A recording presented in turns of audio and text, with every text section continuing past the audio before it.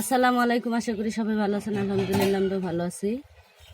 তো আমি একটা ভিডিও শেয়ার করেছিলাম আপনার হচ্ছে এই ভেন্নার তেল আর কেজি ক্যাস্টর অয়েল, যেটা আমাদের আঞ্চলিক ভাষা বেরন বলে কিংবা ভেন্না বলে। দেখেন তেলটা, কারণ ওইটাতে আমি দেখেন কতগুলা মাশাল্লাহ প্রায় এখানে 250 গ্রামের উপরে তেল আছে।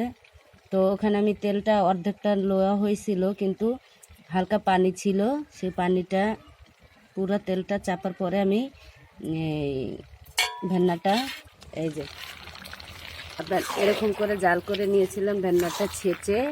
তো আপনারা যারা ওই ভিডিওটা দেখবেন তারা বুঝতে পারবেন প্রথম ভিডিওটা। তো আমি এরকম করে ভেন্নাটা ছেঁচে নিয়েছিলাম, ছেঁচে এরকম পানি দিয়ে জাল করে নিয়েছি। জাল করার পরে পানিটা শুকিয়ে গেছে যখন, তখন একটা কাপড়ের টুকরা দিয়ে চেপে, হাত দিয়ে কাপড়ের টুকরার ভিতরে রেখে চেপে চেপে তেলটা বের করে নিয়েছিলাম। কারণ এই ছাপা থেকে তেলটা একবারে আলাদা হয় না, তেলটা এই ছাপার সাথে লেগে থাকে, তো সেটাকে চেপে নিতে হয়। তো চেপে নেওয়ার পরে দেখেন মাশাল্লাহ কতটুকু তেল হয়েছে। হ্যাঁ, তেলটা হচ্ছে বাজারে আপনার 1800 থেকে 2000 টাকা কেজি।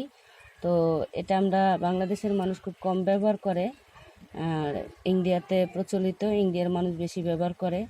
তো এখন বাংলাদেশেও জানে স্কিনে ব্যবহার করলে এটা স্কিনের জন্য অনেক উপকার, স্কিন ভালো থাকে। তো যারা ঘরোয়াভাবে বানাতে চান আমার মতো, আমার ভিডিও দেখে বানাবেন। বানানোর পরে শীতের দিনে এই তেলটা ব্যবহার করব। আর অনেক তেল নিতে পারলে রান্না করে খাওয়া যায়, এটা রান্নার কাজেও ব্যবহার করে। তেলের ঘ্রাণটা খুব সুন্দর, বাট রান্না করে খেলেও অনেক টেস্টি হয়। মা নানা দাদিরা ওনার আগে এইভাবে তেল উঠাতো, উঠিয়ে রান্না করে খেত। তখন তো অনেক ভেন্না ছিল, হয়তো বেশি বেশি। এখন তো আগাছা কম হয়, জানেন, আগাছাগুলো এখন তো কেটে ফেলে দেওয়া হয়, এগুলা লাগাতে হয় না, বেশি পরে পরে হয়ে যায়। আর এটা দিয়ে ভর্তাও খাওয়া যায়, ভর্তাটা অনেক টেস্টি হয়। একদিন ভর্তার ভিডিও শেয়ার করব। তো আমি চেপে নেওয়ার পরেও আপনার ভেন্নাতে তেলটা থেকে গেছে, যার জন্য আবার দিয়েছি কড়াইতে। যে এই তেলটা উঠানোর পরে যে ছাপাগুলা ছিল সেইগুলা আবার কড়াইতে দিয়ে এই যে জাল করতেছি। দেখেন এই যে তেল, এই যে তেল, এই যে ছোটো ছোটো তেলের দানা দেখছেন। আবার এটা পানি শুকালে আবার এরকম চিপটালে এরকম তেল উঠবে। তাহলে টোটাল আমার হাফ কেজির বেশি তেল হবে। তো আমি এটা যদি ব্যবহার করি আমরা কয়েকজন মিলে স্কিনের জন্য, তাহলে তো আমরা পুরো শীত, সামনে শীত, প্রায় 2-3 বছর ব্যবহার করতে পারবো। দেখেন অনেকটা, হাফ কেজি তেল কম না।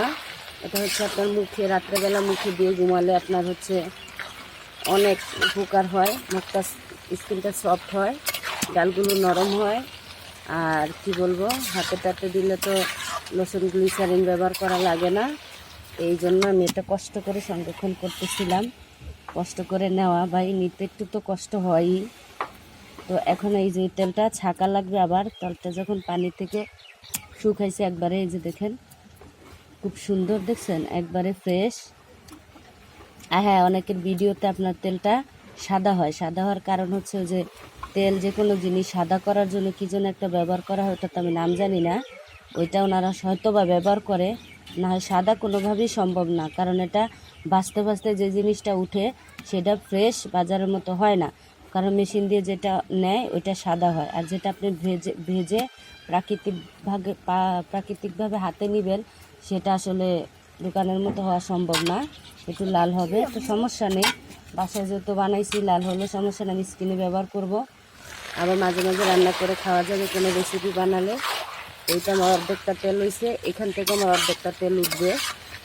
তো আপনারা সবাই আগের ভিডিওটা দেখবেন, ওখানে ফুল ভিডিওটা দেওয়া কীভাবে আমি নিয়েছি। তারপরে এটা দ্বিতীয় স্টেপ, এটা আর আমি ভিডিও করব না, কারণ এটা আগের ভিডিওটা দেখলে আপনারা বুঝতে পারবেন এই তেলটা আমি কিভাবে নিয়েছি। নেওয়ার পরে ছাপাগুলারে আবার দিচ্ছি, আম্মুকে এখানে আরও তেল উঠবে। তো আরও জাল করে নিচ্ছি, নিয়ে পরে বাকিটা তেল উঠাবো। সবাই ভালো থাকবেন, সুস্থ থাকবেন, আল্লাহ হাফেজ।